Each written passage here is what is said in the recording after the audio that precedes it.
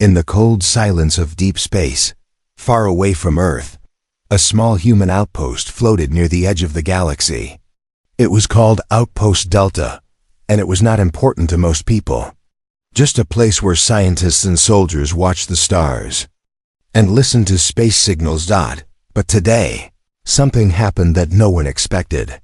A red light flashed on the main screen. Lieutenant Marla, a young woman in charge of communication, leaned forward. Her eyes widened. "Sir," she said, "we're receiving a transmission. It's not human." Commander Jensen walked to her station. "Play it."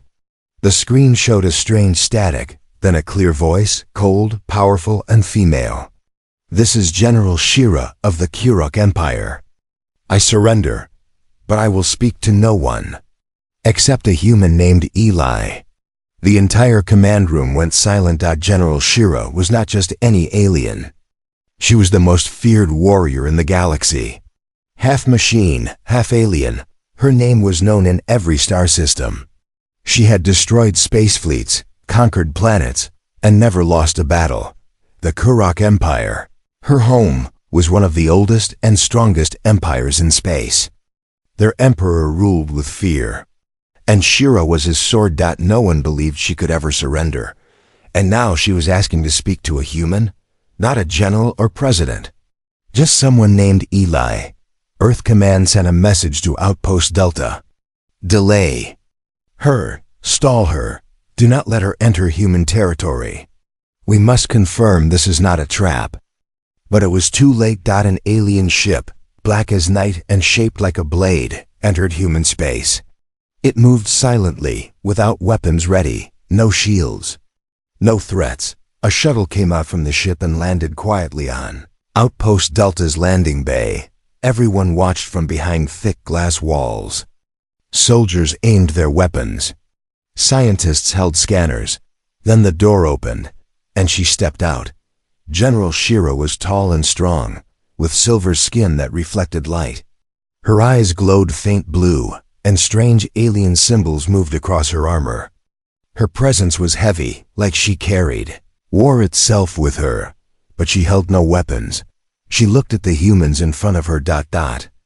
And then did something no one believed possible.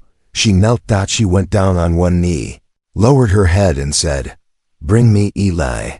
The galaxy is in danger. Only he can stop the Emperor." The guards didn't know what to do. Some wanted to shoot her, others wanted to run, but Commander Jensen gave the order, "Stand down, let's hear what she has to say." Inside the interrogation room, Shira sat quietly. She was not tied or locked. She didn't try to escape. She only spoke when asked.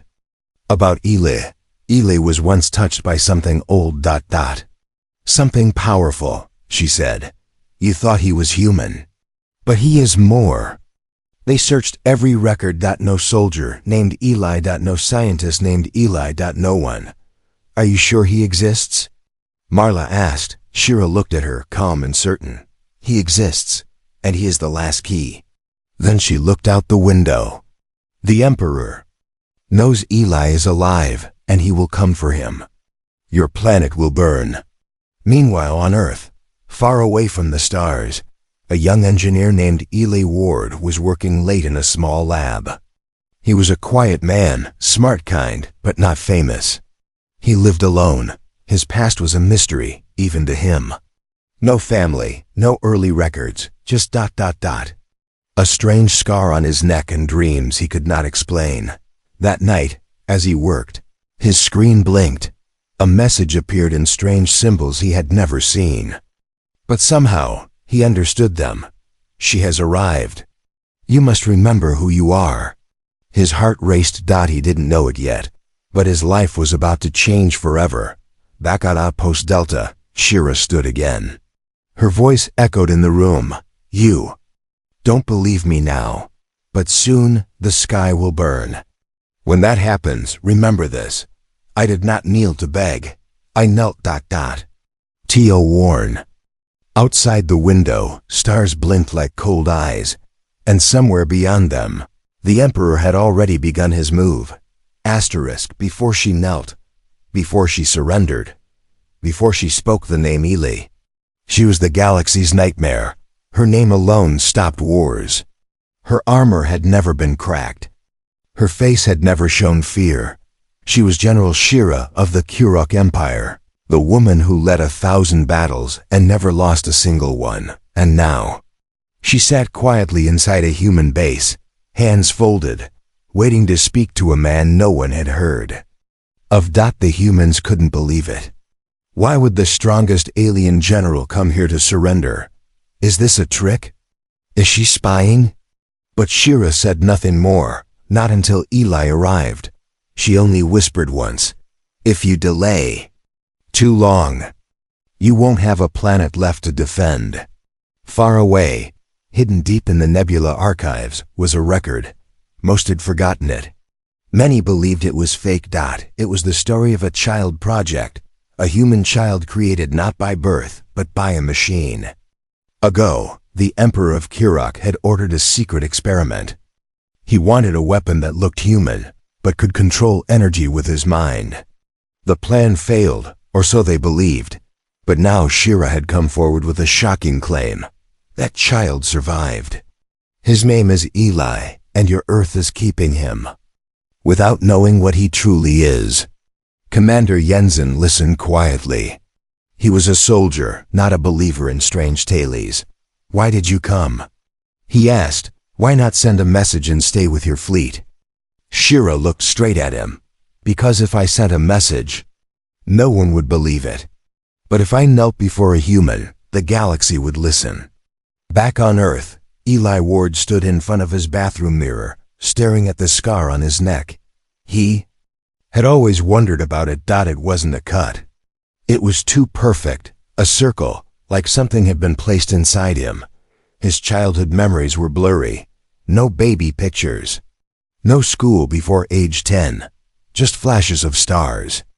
And voices he couldn't understand. Now, strange symbols kept appearing in his dreams. They told him to go north, to a place called Site A7, a place he had never heard of, but somehow remembered. Back at the outpost, a human scientist named Dr. Rain sat across from Shira.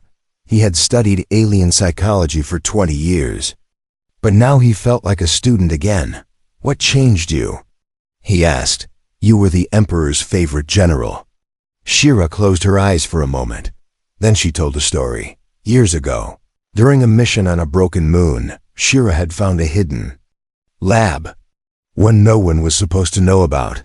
Inside, she saw hundreds of human children in glass tanks, asleep, not aging, not dreaming. One tank was broken. One child was missing. That child was Eli. "I kept the secret," she said. "I told no one. But after that, I could not serve the Emperor in the same way." Over time, she started hiding messages in data streams, watching Earth from afar, waiting for signs of the missing child. And then, last week, she saw him on a broken satellite camera. He was alive on Earth. Commander Jensen was still unsure. "What if you're lying?" he asked. "What if this is all part of a bigger plan?" Shira stood slowly. Her tall figure loomed over everyone in the room. But she didn't speak with anger. She placed one hand over her chest and said, "If I lie, you can kill me now. But if I speak truth, then every second you waste brings death to your world." She walked to the window and pointed at the stars. "He is coming. The Emperor does not like loose ends." At that very moment, across the galaxy, deep in the Kurok throne room, the Emperor rose from his dark chair. "Activate the Shadow Fleet," he said. His voice was cold as ice. "Earth has something that belongs to me." And on Earth, Eli packed a small bag and left his lab. He didn't know why. But something inside him had awakened. He had no weapon, no training, no answers, just a feeling that the stars were calling him back. Eli Ward had never left Earth. He had never held a weapon. He had never believed in aliens, war, or fate. But deep in the cold silence of space, someone had already chosen him, not as a soldier, not as a leader, but as a weapon born from both man and machine. Inside a hidden underground base called Site-7, alarms were ringing. A quiet alert, buried in an old Earth system, had just activated for the first time in 20 years. Red lights flashed on a dusty screen. Subject number 011 signal. Matched. Location, Earth, name, Eli Ward. Somewhere in a locked drawer, an old scientist opened the file marked Top Secret, Ghost Child Project, and his face turned pale. Far above, in Outpost Delta, General Shira stood still, her eyes closed, as if she could feel him waking up. "He is beginning to remember," she said softly. "The Emperor will sense it soon." Commander Jensen was growing more anxious. "We searched every Earth file. There's no record of Eli being created in any lab." Shira turned slowly, her voice calm but firm. "That's because he was hidden, not on Earth, but under it." Eli, now traveling by train through a frozen mountain range, stared out the window. He didn't know why he was going. He didn't know how he knew the route. But every step felt right, as if someone had already written this journey before he took it. As he looked into the distance, words formed in his mind. "I am not what they think I am." 20 years ago, the Kiruk Emperor launched a secret experiment. He ordered the creation of hybrid beings, human forms with alien coding and machine control. The goal? Create the perfect soldier. No fear, no emotion, no weakness. Most of the test subjects failed, except one. Subject #011. A baby who could read alien tech, who learned languages in minutes, who even made AI systems crash with his thoughts. That baby escaped the lab during a power failure and was smuggled to Earth by a scientist who couldn't watch him be turned into a killer.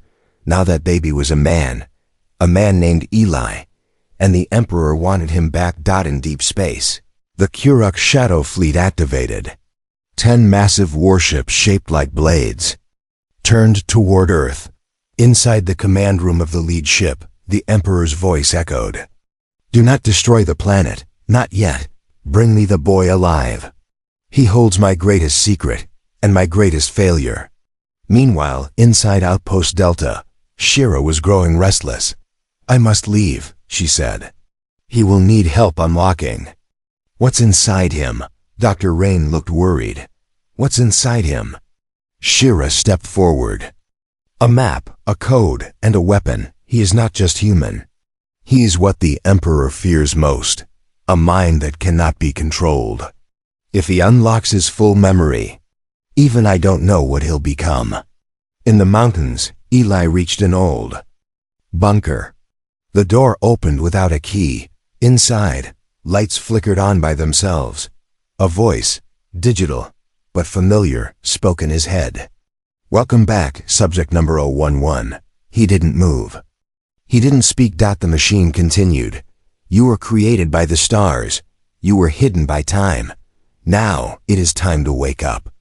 Screens around the room began to show his past, files, memories, blueprints, and then one video played. It showed General Shira carrying a small child in her arms, escaping a burning lab. Eli's eyes widened. "She saved me?" Far away, inside the Emperor's throne ship, something changed. He stood from his seat, and for the first time in decades, his hand shook. "Prepare the mind cage," he ordered. "If he remembers the full code, he will tear apart the system." Back on Earth, Eli touched a glowing symbol on the bunker wall. A rush of energy flowed through him. Symbols and voices filled his mind. He fell to his knees, eyes wide. He whispered, "I see it all now. The lab, the war, the escape. And her." And in the stars above, Shira looked out the window, a single word on her lips. "He's awake. Every empire has a secret, a hidden project, a silent failure, a weapon so dangerous, even the ruler fears it. For the Kiruk Empire, that weapon was not a machine. It was not a bomb. It was a child they tried to erase from memory. But the past, does not stay buried forever. The Emperor sat alone in his throne chamber, high above the stars. His eyes stared at a screen showing Earth. His fingers tapped the black armrest of his chair. "He has awakened," whispered one of his shadow advisors. The Emperor did not blink. "Yes," he said softly, "and now the galaxy will remember why I feared him." Back on Earth, in the cold underground bunker, Eli stood in front of a tall mirror. But what he saw was not his reflection. He saw images, memories from a life he didn't remember living. His tiny hands reaching for glowing wires, his mind solving puzzles in seconds. Machines speaking to him without sound. Shira's face looking down at him with pain in her eyes, and behind it all, the voice of the Emperor calling him my perfect weapon. Eli stepped back. "I'm not a weapon," he said aloud. But the bunker lights flickered, and replied in a soft digital voice, "You were not made to choose." In Outpost Delta, chaos had begun. Shira stood in the control room, eyes locked on the stars. Red markers lit up across the radar. 10 Kurok warships entering Earth's solar system. "Commander." Yenzin turned to her. "They're here for him, aren't they?" Shira nodded. "And they won't leave without him, or without burning everything." "Doctor," Rain asked, "why does the Emperor fear Eli so much?" Shira didn't speak right away. Then she said, "Because Eli's mind can do what no machine, no general, no empire has ever done. Break the system. He was made to obey. But he was born to defy." Inside the lead warship, the Emperor gave his final order: "Prepare the mind cage. I want him alive but blind. Take away his will. Make him forget." Robotic soldiers, cold, silent, perfect, were already dropping toward Earth. Their mission was simple: find Eli, capture him, erase his mind. Eli, now inside the heart of the bunker, found a small pod covered in dust. As he placed his hand on it, a hologram appeared, a message left long ago. It showed a man in a lab coat, human, eyes tired, voice shaking. "Eli, if you see this, it means they found you. Listen to me, son. You were made by the Emperor, but we gave you something no machine could copy: choice. You are not a weapon. You are a door. If you remember, you can open what he fears most." The message ended. Eli stood in silence. Then he looked down at his hand. It was glowing faint blue. A door. To what? Above the planet, human defense ships rose to fight the alien fleet. But they were outnumbered. Outgunned, Earth's skies began to darken as shadows fell over cities. Shira turned to Commander Yenzin. "We have to go to him now. If they reach him first, the war is already lost." Eli exited the bunker. Snow fell quietly.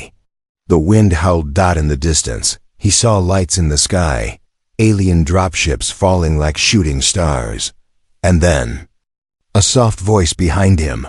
"You found the truth." He turned. Shira stood there, breathing heavy, armor scratched from battle. Eli stared at her. "You saved me." "Back then." "Why?" Shira's voice was low. "Because when I looked into your eyes, I didn't see a weapon, I saw hope. And hope is the only thing the Emperor cannot control." In the sky, a massive ship blocked the sun. The Emperor's voice echoed from above, across the entire planet. "Return the boy, or I will end your world." Eli stepped forward, eyes glowing, mind racing. "No," he said calmly. "I'm not yours anymore." Shira smiled. "Then it's time to show him what the chosen human can do." Before the first blast, before the skies turned black, there was silence, the kind of silence that comes before a storm. The kind of silence where planets hold their breath. Earth had faced many storms, but never like this. This was not a war for land, not a war for power. This was a war for a single human. And that human was Eli Ward. Above the Earth, the Kurok Shadow Fleet moved into position. Their ships floated like giant knives against the stars. Each one was armed with planet breakers, machines that could crush cities in seconds. Inside the command deck, alien captains stood still, waiting. Then the Emperor's voice came through the dark network. Begin. The first dropship entered the atmosphere at dawn. It didn't roar. It whispered through the clouds, silent, invisible, deadly, and it wasn't alone. Within minutes, dozens of ships followed. They didn't fire. They didn't talk. They were here to hunt. In the mountains of the north, Eli and Shira watched from a cliff. Dark trails filled the sky behind the alien ships. Cities below were going dark. Communication systems failed. Satellites blinked out. Earth was going blind. Eli turned to Shira. They're not attacking full force. Why? Shira answered coldly. Because they don't want to destroy Earth. Not yet. They want you. At the United Global Defense Command, panic spread. No alien race had ever invaded Earth like this. Quiet, calculated, merciless. Generals screamed orders. Pilots launched into the sky. But their weapons were outdated. Their tech slow. One general whispered, "We're fighting gods with rocks." Then came the first strike. In Paris, an energy wave hit the ground. It didn't explode, it erased. Buildings vanished. Streets turned to dust. The world watched in horror. They're not just invading, a scientist whispered. They're cleansing. Meanwhile, Eli and Shira moved through the frozen forest, heading toward a cave hidden deep underground, a secret lab built by the humans who once protected Eli. Inside was a device called the Core Mirror, a machine that could help Eli unlock the last piece of his mind. But the alien hunters were close. Shira turned her head sharply. They're tracking your thoughts now. You have minutes. Eli reached the Core Mirror and placed his hand on it. The machine lit up, blue and gold lights swirling like liquid glass. Suddenly, his body lifted off the ground. His eyes glowed. Symbols covered his arms. Voices from long ago whispered. Inside his head, you were built for control, but born for choice. Now choose fear or fight. Outside the lab, alien soldiers landed, tall, black-armored. Silent, Shira stepped forward, blocking the cave entrance. She knew this would be her moment. I served the Emperor once, she said to them. Now I serve something stronger. She activated her armor. Blades extended. Her eyes flared with power. I serve freedom. And then she charged. Eli, inside the core, was changing. Not into a weapon, not into a monster. He was changing into something new. He saw the networks of the alien ships above. He saw their weak points. He saw their fear. They fear me because they can't program me. He extended his hand. A burst of light shot into the sky, invisible to the eye, but felt by every Karak ship. Suddenly, the alien fleet glitched. Their systems flickered. Their AIs paused. For the first time in centuries, the Empire's perfect machines hesitated. In the skies above Earth, human pilots shouted in shock. Their shields are down. They're retreating from the front. Who did this? One voice on the comms said quietly, a human did. Shira, now bleeding and surrounded, smiled. The sky above her shimmered. A glowing shield appeared. Around her, the soldiers froze, then fell back, their systems crashing. She looked up and whispered, he's done it. Eli walked out of the lab, glowing softly, eyes calm. The war had begun, but for the first time, Earth had a weapon the Emperor could not break, a human with a free mind. The galaxy had always laughed at humans. Too weak, too emotional, too late to evolve. But now, those same voices were silent, because on one blue planet, under a broken sky, a man had risen. Not a soldier, not a god, but a mistake. The Emperor's only mistake, and that mistake was learning how to fight back. Eli Ward stood on the snowy mountain cliff. his clothes torn, his eyes glowing. Below him, alien ships burned in the sky. Human pilots cheered through static radios. The tide of the war had shifted, not by armies, but by one mind. Shira limped beside him, armor dented, blood on her face. She looked at Eli, breathing hard. "You just disabled an entire fleet." Eli blinked, confused. "I didn't even try." Back in orbit, inside the throne ship, the Emperor stood. For the first time in thousands of years. He was angry. He slammed his hand on the command console. How did he break the grid? His access should have been wiped. His advisors trembled. "He's adapting," one whispered. "Then send me," the Emperor said. "Prepare my descent." Across the world, humans were waking up to something new. TVs, screens. Even smart devices began showing strange flashes, alien data rewritten in human code. Some said it was a virus. Others said it was a message. But one thing was clear: something had changed. In a secret base under the ocean, Earth's last council met in fear. "Our weapons barely worked," said General Park. "How did we win?" Dr. Rain stepped forward, face pale, voice steady. "We didn't, he did. And now we need to ask the hard question. Is Eli still human?" Eli, now resting beside a burning shipwreck, looked at his hands. He didn't feel pain. He didn't feel hunger, but he felt connected. To the air, to the machines, to thoughts not his own. It scared him. "I don't know who I am anymore," he said. Ire looked at him quietly. "You are not what the Emperor made. You are what you chose to become. And that makes you more human than anyone I've ever known." Suddenly, Eli flinched. He grabbed his head. A sharp noise echoed inside his mind, like glass shattering underwater. Shira raised her weapon. "What is it?" Eli whispered. "He's here." In orbit, a new ship broke through Earth's atmosphere, larger, older, covered in ancient metal symbols. The Emperor had arrived. He didn't speak. He didn't send warnings. He simply walked off the ship and touched the ground. And the ground cracked beneath his feet. Around the world, technology began to fail. Power grids died. Weapons jammed. Even human satellites spun out of control. Emperor's presence alone was enough to break systems. He wasn't just powerful. He was designed to control everything. Everything. Except Eli. Eli stood tall, facing the horizon. "He's suppressing human tech." Shira nodded. "Then you'll have to fight without it." Eli stepped forward. "Good. I wasn't planning to use machines."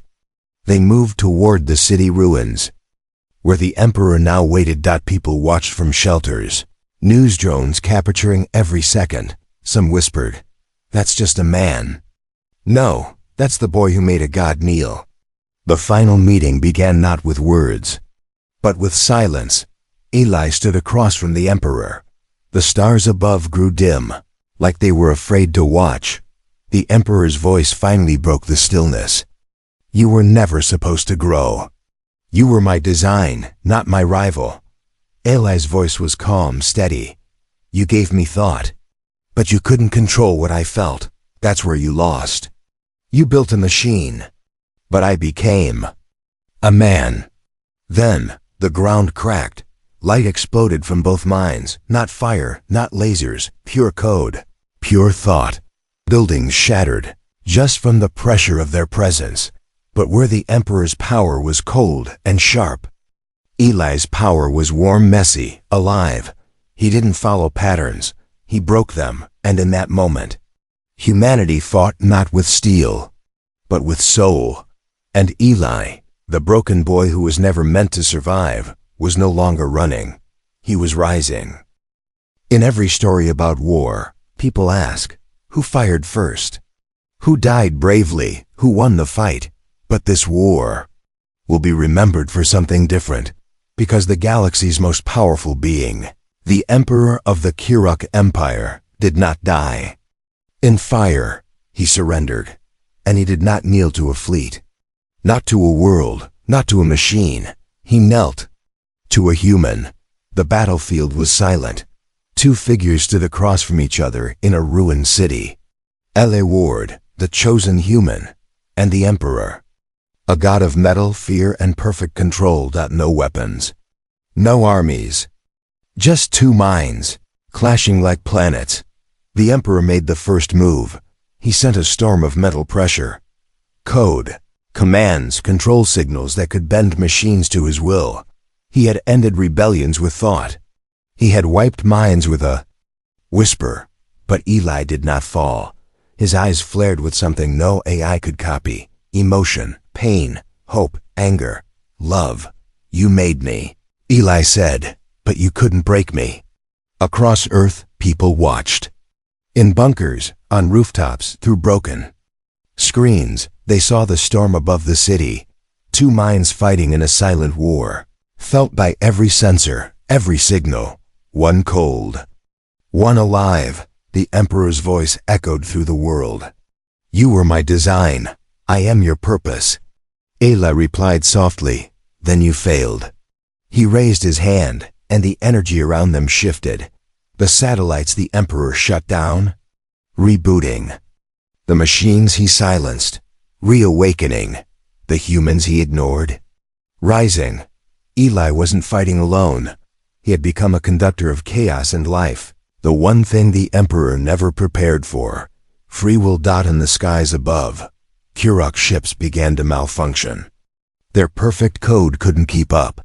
Their systems began rewriting themselves into human logic.